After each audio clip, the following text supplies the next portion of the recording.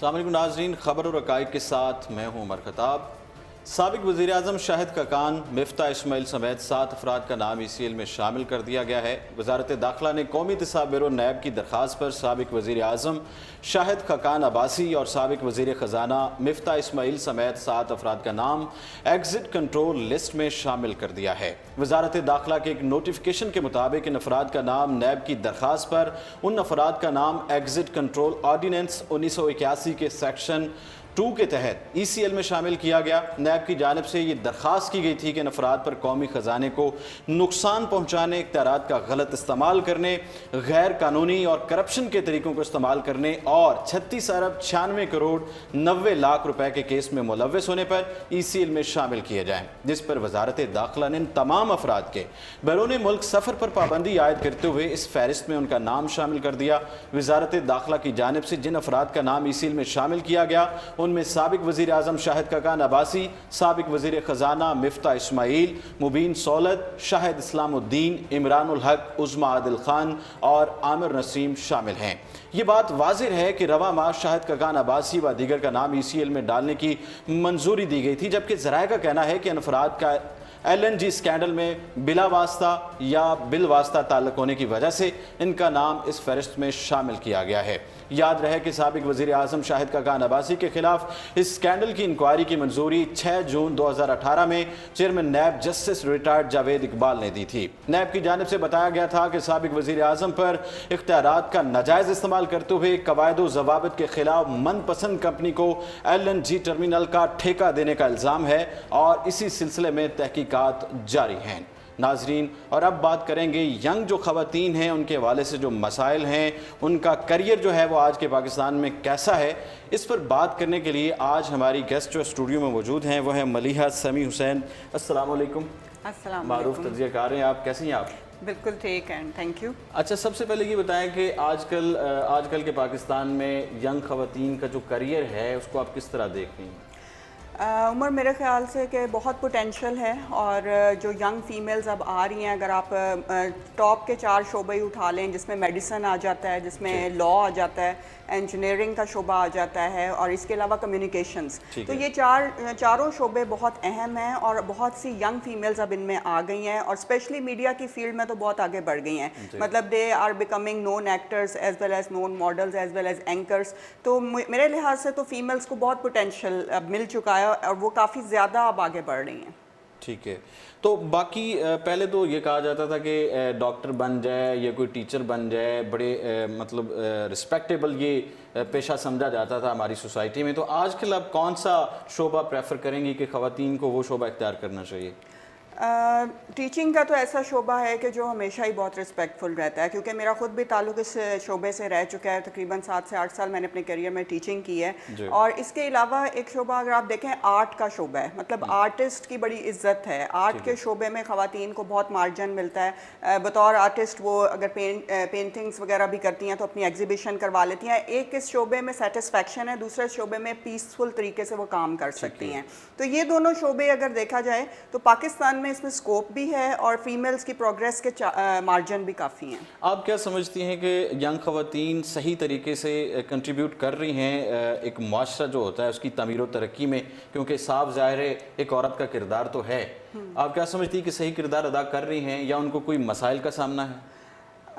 مسائل کا تو سامنا کافی ہے میرے خیال میں۔ پاکستانی سوسائٹی میں آپ کو تھوڑا سا جب آپ ورکنگ لائف میں آتے ہو تو بطور فیمیل کافی مسائل کا سامنا کرنا پڑتا ہے، اور ینگ فیمیلز اسٹڈیز کر رہی ہیں۔ آپ نے دیکھا ہے بہت سی فیمیلز اب ایم فل کر رہی ہیں، PhD کے لیے بیرون ملک جا رہی ہیں، اپنی میریٹل لائف کو اور پروفیشنل لائف کو وہ ساتھ ساتھ لے کے چل رہی ہیں۔ یہ ایک بہت بڑا ان کا کریڈٹ ہے۔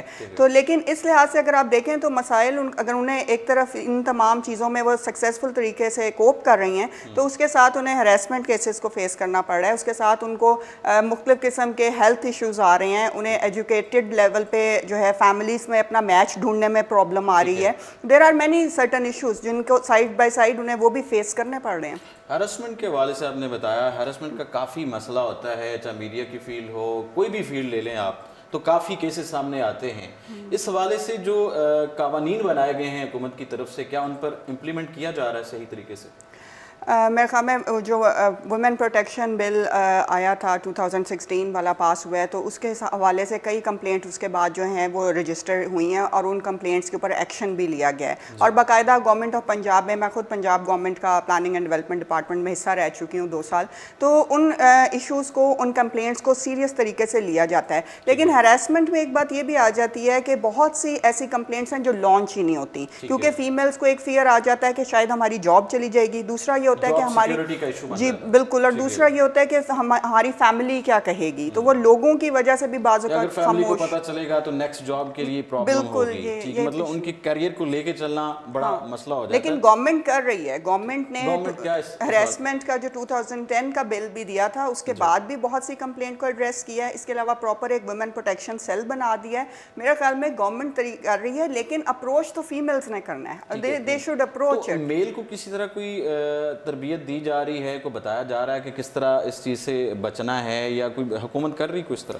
میلز کا تو یہ کہ انہوں نے پورا اس میں واضح طور پہ لکھ دیا. دیکھیں ہراسمنٹ صرف تھرو ایکشن سے نہیں، بن تھرو جیسچرز بھی ہوتی ہے. تو اگر آپ اس ہراسمنٹ بل کو پڑھیں تو آپ اپنے آفس میں کسی بھی خاتون کے ساتھ کوئی رانگ جیسچر بھی یوز کرتے ہیں تو وہ غلط ہے، وہ انلیگل ہے، اور وہ اس کے خلاف کمپلینٹ دے سکتی ہے، ریٹن میں بھی اور وربل بھی کمپلینٹ ہو سکتی ہے. تو اس چیز میں اب میرے خیال میں میلز میں کافی اویئرنیس آ رہی ہے، کیونکہ پرائیویٹ سیکٹر، گورنمنٹ سیکٹر دونوں میں اس چیز کو نافذ کر دیا گیا ہے کہ اگر آپ کے خلاف کمپلینٹ ہو گئی تو آپ کی پھر جاب سیکیورٹی نہیں رہے گی، آپ کو جاب سے نکال دیا جائے گا. اور پچھلے دنوں کچھ ایک جو گورنمنٹ افسر تھے ان کا ساتھ یہ ہوا بھی تھا کہ ان کو جاب سے نکال دیا گیا ایک فیمیل کمپلینٹ کے اوپر ہراسمنٹ کے. تو ایسے صورتحال میں میلز کو میرے خیال میں اینکرز کے ساتھ بھی کچھ جی بالکل. اور ایک آپ کو پتہ ہے وہ جو نصرت سحر عباسی کا کیس ہوا تھا پولیٹیشین کا، تو ہراسمنٹ جہاں میلز کرتے ہیں تو ان کو ان کے آفٹر افیکٹس پھر دیکھنے پڑتے ہیں. اچھا ٹھیک ہے. کیا خواتین کو بنیادی حقوق دیے جا رہے ہیں ہماری سوسائٹی میں؟ ہماری سوسائٹی میں دیکھیں سیگمنٹیشن آف فیمیل ہے. ایک وہ ہے جو ایجوکیٹڈ کلاس ہے، ایک بالکل ایلیٹ اور ہائر کلاس ہے، اور ایک ہے تھوڑی لوور کلاس. تو کلاس بائی سیگمنٹیشن اگر آپ دیکھیں تو ایجوکیٹڈ کلاس اور جو مڈل کلاس ہے وہ تو اپنے حقوق کے لیے فائٹ کر لیتی ہے، کافی حد تک اس میں کامیاب بھی ہو جاتی ہے. اب فیمیلز جاب بھی کر رہی ہیں، اپنے ساتھ ساتھ پروفیشنل لائف بھی رن کر رہی ہیں، اپنے پیرنٹس کو وقت دے رہی ہیں، تمام چیزیں مینیج کر رہی ہیں. لیکن حقوق تھوڑے لڑ کے لینے پڑتے ہیں، اتنی آسانی سے نہیں ملتے. سوسائٹی میل ڈومینیٹڈ سوسائٹی ہے، تو اس میں جو ینگ نوجوان خواتین ہیں ان کو آپ کیا سجیسٹ کریں گی کہ وہ کیا حکمت عملی اپنائیں، کس طرح اپنے کریئر کو لے کے چلیں اور کس طرح اپنے لیے جنگ لڑیں؟ ینگ فیمیلز کو میں تو یہی میسیج دینا چاہوں گی کہ ایک تو وہ اپنے کیریئر پہ فوکس رہیں، جو وہ چیز اچیو کرنا چاہتی ہیں، جو گول اپنا اچیو کرنا چاہتی ہیں اس کو ضرور حاصل کریں. اس کے سلسلے میں جتنی سپورٹ وہ سوسائٹی سے یا اپنے فیملی سے یا اپنے پیرنٹس سے لے سکتی ہیں وہ لیں، اور کانفیڈنس میں کانفیڈنٹ رہیں. یہ نہ ہو کہ کانفیڈنس لوز کر جائیں یا کسی چیلنجز کا سامنا نہ کر سکیں. جب آپ چیلنجز کا سامنا کرتے ہو تو آپ کسی منزل پہ پہنچتے ہو. There is a success is a journey, it's not a destination. تو فیمیلز جتنی بھی آ رہی ہیں میری ان سے یہی مطلب بالکل صاف نیت سے میں انہیں یہی سجیسٹ کروں گی کہ منزل دور نہیں ہے لیکن سفر لمبا ہے. مطلب آپ کو کوشش کرنی ہے، کنٹینیو کرنا ہے آپ نے، اور کنسسٹنسی سے کرنا ہے، مستقل مزاجی سے آپ نے کام کرنا ہے. ایک جب بچہ پیدا ہوتا ہے وہ خالی ذہن ہوتا ہے، تو ایک جو ماں ہوتی، جو عورت ہوتی ہے، وہ اس کی پرورش کرتی ہے، اس کو تربیت دیتی ہے، اس کو ایک مکمل انسان بناتی ہے.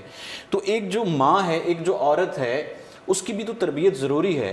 تو ہمارے معاشرے میں خاص طور پہ پاکستان میں اس حوالے سے کیا اقدامات کیے جاتے ہیں؟ کیا معاشرے نے یا حکومت نے اس کو تربیت دی ہے یا کچھ ایسا دیا ہے؟ کیا دیا ہے اس کو؟ اقدامات کا آغاز تو ہوتا ہے عمر آپ کے گھر سے. سب سے بڑی بات یہ ہے کہ آپ اپنے گھر سے تربیت شروع کریں. جب آپ اپنی بیٹی کو مکمل تعلیم دیں گے تو تعلیم سے بڑا کوئی زیور نہیں ہوتا.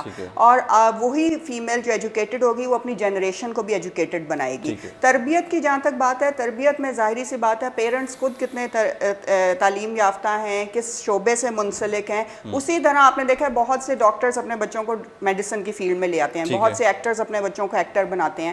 تو फीमेल्स तभी कॉन्फिडेंस होंगी या कॉन्फिडेंट रखें अपने आप को समझेंगी जब उनके पेरेंट्स उन्हें प्रॉपर गाइड करेंगे। मतलब उनकी सपोर्ट जरूरी है। देखें, सोसाइटी से ज़्यादा पहले घर का रोल बनता है और मेरे ख्याल में पेरेंट्स से बेहतर कोई आपको सपोर्ट नहीं कर सकता, रहनुमाई नहीं दे सकता कि आजकल आपने किस ट्रेंड में जाना है, आपने क्या पढ़ना है क्या नहीं पढ़ना। थोड़ा सा एक प्रॉब्लम है कि हमारी यंग जनरेशन अब पेरेंट्स की सुनती इतनी नहीं है, वो ज़्यादा सोशल मीडिया की वजह से जो है बहुत से नए ट्रेंड्स खुद जानती है। तो इस चीज़ पे ज़रा फोकस रहना चाहिए फीमेल्स को कि अपनी मदर से गाइडलाइंस लें। आप क्या सोचती हैं या सजेस्ट करती हैं कि अगर कोई यंग लेडी है, वो कुछ करना चाह रही है, कुछ उसके एम्स हैं, उसने कुछ अपने ख्वाब देखे हैं, लेकिन उसके पेरेंट्स उसको सपोर्ट नहीं कर रहे, तो उसको उस हवाले से आज़ादी देने के हवाले से कोई कानून होना चाहिए पाकिस्तान में? हाँ, ये एक गैप है हमारी सोसाइटी में कि अगर फीमेल खुद करना चाहें, देखें उसमें दो चीज़ें होती हैं, या तो ये है कि वो अपना सेल्फ बिजनेस कोई शुरू कर लें, कोई ऐसा स्टेप लें जिससे वो खुद को इंडिपेंडेंट कर सकें और उसमें उनको जितनी भी सपोर्ट मुहैया उसके बीच में रहते हुए मीन्स के बीच में वो अपना काम शुरू करें। दूसरा ये है कि हुकूमत से मदद लेने का जितना तरीक़ेकार हमारे यहाँ है वो आपको पता है बड़ा लंबा प्रोसीजर हो जाता है, उसमें आपको लोन अप्लाई करना पड़ता है, बहुत सी फाउंडेशंस हैं जो कि आपको लोन्स दे देती हैं सेल्फ बिजनेस के लिए। और सेकंड ये है कि आप जॉब करें, जॉब करने के लिए आपकी फैमिली सपोर्ट बहुत ज़रूरी है, आपके हस्बैंड्स की सपोर्ट ज़रूरी है, तभी आप एक अच्छे प्रोफेशनल इंसान बन सकते हो। स्पेशली फीमेल्स को इस सोसाइटी में रहते हुए मेल सपोर्ट चाहिए होती है। अच्छा, एक आलमी दिन मनाया जाता है ख़वातीन के हवाले से, क्या आप समझती हैं कि आलमी दिन मना लिया, ख़वातीन के हकूक़ दे दिए, उनके सारे मामलात हो गए? नहीं, वो 8 मार्च को जो आलमी दिन मनाया जाता है उसके लिए तो मैं यही कहूँगी कि वो एक आइडेंटिफिकेशन है, ठीक है। एक बहुत सारे days over the year celebrate किए जाते हैं और that's a celebration of women achievers. Basically वो वुमेन अचीवर्स की सेलिब्रेशन है, लेकिन अगर आप उस पर राइट्स की बात करें तो राइट्स तो इस तरह से नहीं मिलते। सड़कों पे आने से राइट्स नहीं मिलते। सेमिनार्स भी किए जाते हैं उस दिन, काफ़ी मतलब इस तरह की चीज़ें की जाती हैं, लेकिन उसमें वादे भी किए जाते हैं, लेकिन उन पर पूरा नहीं उतरा जाता बाद में। अब देखें, आवाज़ उठाना तो हमारे फीमेल्स का काम है, हम आवाज़ ज़रूर उठाते हैं, गवर्नमेंट की हम तवज्जो ज़रूर दिलाते हैं उस तरफ कि ये हमारे मसाइल हैं, इनको एड्रेस कर लें। तो अगर 100 में से 80 भी एड्रेस हो जाते हैं, जो कि अभी बहुत ज़्यादा रेशो मैंने बताई है, अराउंड 60-50 की रेशो चल रही है, तो बहुत से रह भी जाते हैं। लेकिन at least women achievement, women achievers को एड्रेस करना, उनको ट्रिब्यूट पेश करना, ये है बेसिक मकसद 8 मार्च का। और उस दिन हमें यही करना चाहिए कि हम रिस्पेक्टफुल तरीके से उसको सेलिब्रेट करें। अच्छा, अगर डेवलपिंग कंट्रीज़ और डेवलप कंट्रीज़ की अगर बात करें, पाकिस्तान डेवलपिंग कंट्रीज़ की लिस्ट में आता है, तो जो डेवलप कंट्रीज़ हैं वहाँ पर जो ख़वातीन हैं, ख़ासतौर पर यंग ख़वातीन हैं, नौजवान, उनका जो करियर है, उनका मुस्तकबिल है, वो कितना महफूज है, और हमारे पाकिस्तान में जो ख़वातीन हैं उनका किस तरह है? जब हम बात करते हैं देखें वेस्ट की, तो वेस्ट में सारे में आपको पता है they start their career very early, 16-17 की एज से वो जॉब स्टार्ट कर देते हैं। और मेरे ख्याल में by the age of 28-29 all females are very settled, very professionals. तो उनकी लाइफ में हमारे यहाँ पे सबसे बड़ा प्रॉब्लम ये है कि एक तो जॉब हम थोड़ा लेट स्टार्ट करते हैं, 20-22 के बाद, मास्टर्स के बाद, देन बहुत सारी फीमेल्स शादी कर लेती हैं। तो शादी का आपने छेड़ दिया कि मतलब ये भी एक बड़ा अलमिया है हमारी सोसाइटी में कि शादी बहुत लेट हो जाती है कि मैं ये बन लूँ, ये कर लूँ, इसके पीछे क्या वजह है? शादी कुछ केसेस में तो बहुत अर्ली हो जाती है कि फीमेल्स कुछ करना चाहती हैं, वो जो अपने आप को सेट करना चाहती हैं, इंडिपेंडेंट होना चाहती हैं, तो शादी कर दी जाती है, उनके ड्रीम्स रुक जाते हैं। और दूसरा कुछ केस है कि वो लेट हो जाती है कि जब आप वो जॉब शुरू कर देती हैं तो जॉब में फिर वो कोशिश ये करती हैं, उनका एक ड्रीम होता है कि हम किसी ऐसे स्टेबल बंदे से शादी करें या जो फाइनेंशियली हमसे ज़्यादा अर्न करता हो।